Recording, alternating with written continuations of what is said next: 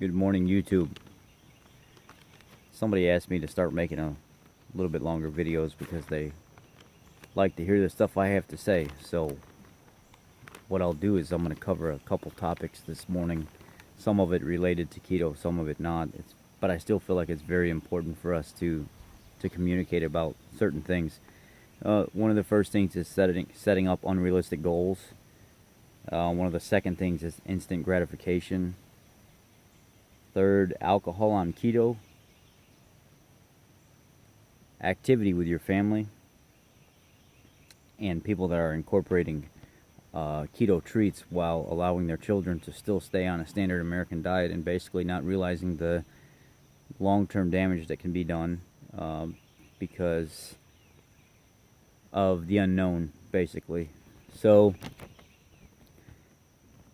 setting up unrealistic goals. I know I've referenced this story to you guys before about me dating somebody, and we both got into a relationship knowing that we wanted to continue working on our health, and that's one of the things that we would continue working on. And she had mentioned that she was about 225 pounds. She's still a very beautiful girl, very caring, loving girl. I mean, it just didn't work out because she was actually going through a divorce, and I didn't know it. So it's one of the reasons why. She wanted to be about 200 pounds because she thought that's where she looked the most attractive. She's not worried about her health. She thought that men were attracted to women that had some little bit more weight to them than a woman that was healthier, like looking, like weight wise. Not skinny mini, but healthier weight wise. And I asked her, I said, that's your goal, is because you want to fit some category for attraction? And she said yes. And I said, well, that's not realistic at all. You get healthy to take the pressure and stuff off your joints, to change your markers and stuff in your body so you're healthier, not trying to fit somebody's standard because of a image that you're trying to achieve. It doesn't make any sense to me. And I see a lot of women on Facebook and a lot of men on Facebook. They were trying to be all jacked and buffed, and then women trying to be all this.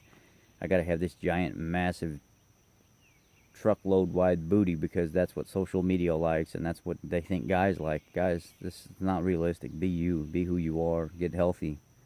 Quit doing all that junk because it's not gonna benefit you. It'll benefit everybody else that you think it's benefiting, and then even then, half of them probably don't care about it. Do you? The other is that I want to talk about is instant gratification. A lot of people say, I've been on keto 6 weeks and I've lost 12 pounds. If I don't lose 10 pounds in the next week, I'm done. I'm not going to do this. What? It wasn't overnight. You gained the weight and it's not going to go away that quick. It doesn't work that way. I could lose 10, 12 pounds in, a 2-week period and then not lose anything for weeks. That's how it works. It doesn't happen because that's what you say you want to happen. You're not smarter than your body. Your body's going to do exactly what it wants to do.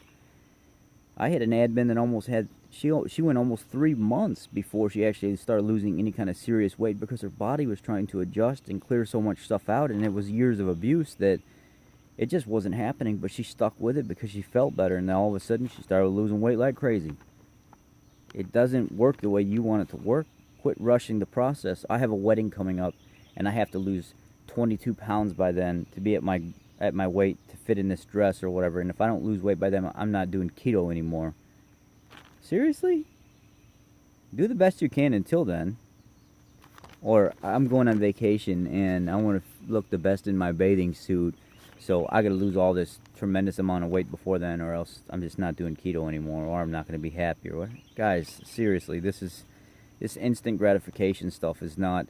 I've been doing this a year and a half, and I've been stuck bouncing around the same 15, 20 pounds now for a couple months. I'm not worried about it. I'm really not. I know it'll happen as long as I stick to the program, it'll happen. I'm okay with that.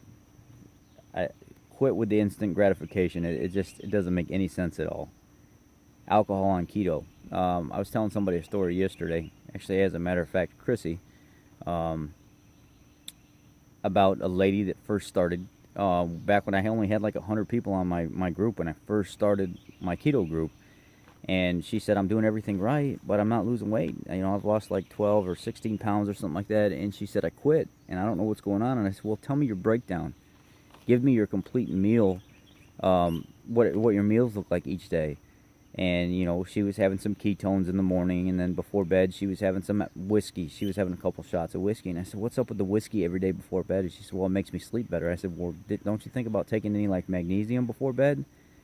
And that'll help you sleep better. I said, this alcohol every day, I bet you that's probably what's causing you to stop losing.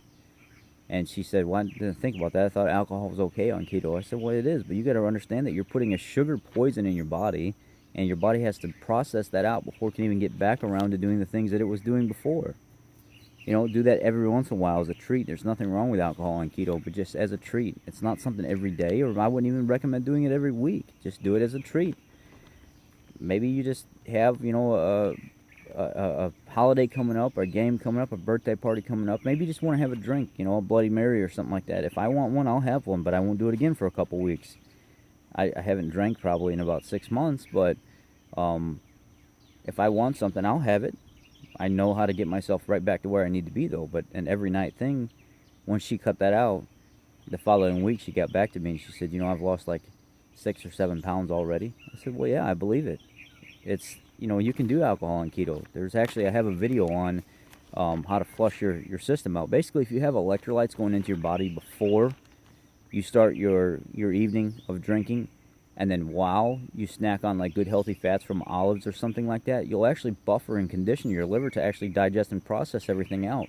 And then right before you go to bed, if you do like a kale spinach shake with a bunch of like some sodium and just blend it up in some bone broth, it'll actually start helping clear everything out. So by the time you wake up, you might have a little hangover, but most of the time people don't when they start actually pre-treating themselves before the hangover starts. And then in the morning, you do another green shake with some sodium and stuff, and that'll actually keep refeeding those electrolytes because you're gonna be using the bathroom a lot, and then you won't even really get the hangover. In like a day or two, you're right back into it. So there's a way that you can actually prep yourself for a night of drinking if you really wanted to. Activity with children, with your family. A lot of times I see people talking about, my kids are off doing this, my kids are off doing that, they're playing video games, they're on their tablet in the room or something like that. Guys, you got to get them off that stuff. That's exactly what's going on in the world right now. Pull these kids off of Facebook, pull them off YouTube, pull them away from their tablets. A lot of people, and I have family members that do this, will stick their kids in the room on a tablet, and the child will stay in there for hours and hours and hours. They won't bathe, they won't brush their teeth, they won't come. I was down seeing my parents in Alabama, and my 2 nephews stay in that room on that tablet. I said, come on, let's go walk down the road here. Let's go say hi to the donkey and just, talk, and maybe we could go fishing later or something like that. They threw a fit. They literally threw a fit because they didn't want to come off that tablet.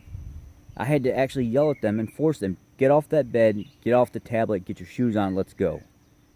And then we had a great time while we were out. Guys, get these kids away from the social media junk, these video games and stuff like that. Get them out there, do activities with them.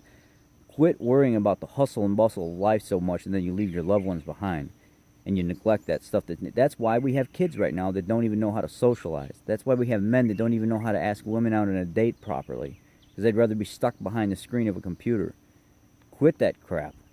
Last but not least, incorporating fat bombs and keto treats and stuff like that in your child's life while they're still consuming sugar and carbs and everything else. Guys, putting that amount of fat in a child's body while they still have inflammatory carbs and sugar going in, not a good idea. I see some of you posting your fat bomb treats and stuff like that and say, oh, my kid likes it and stuff. And I'm thinking to myself, wait, they just ate a bowl of pasta, they just had a sub sandwich, they just had a pizza and stuff like that, and you're going to give them all this fat, even though it's clean fat that we can process fine because we've already switched our body over.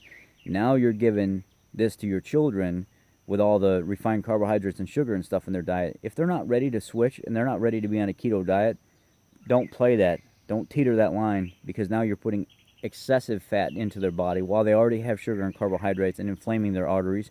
Now you're really talking about the possibility of blockages. When you have the absence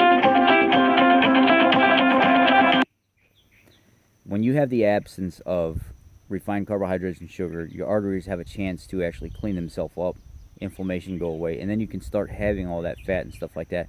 But you have to go through that detox process. You're giving your kids and stuff the keto treats while they're still having the standard American diet or junk food in general, or even higher complex and refined carbs, but just not full-blown standard American diet. Think about what you're doing. Either slowly transition them over into a keto diet before you start incorporating them treats. Don't do it. You're asking for problems. That was really it, guys. I got a guy coming over right now so I could do a bunch of yard work. He's got a tractor, so I'm gonna put my boots and stuff on and start focusing on that. I appreciate your time. Just some topics I want to talk about. If you have any comments, leave them in the comment section below. And if you're not a subscriber, please subscribe. Hit the bell notification for future videos that may pop up. I have ideas and stuff sometimes that some people find interesting, others don't. So that's up to you. So I appreciate your time, guys. Thank you. Keto on, and have a blessed day.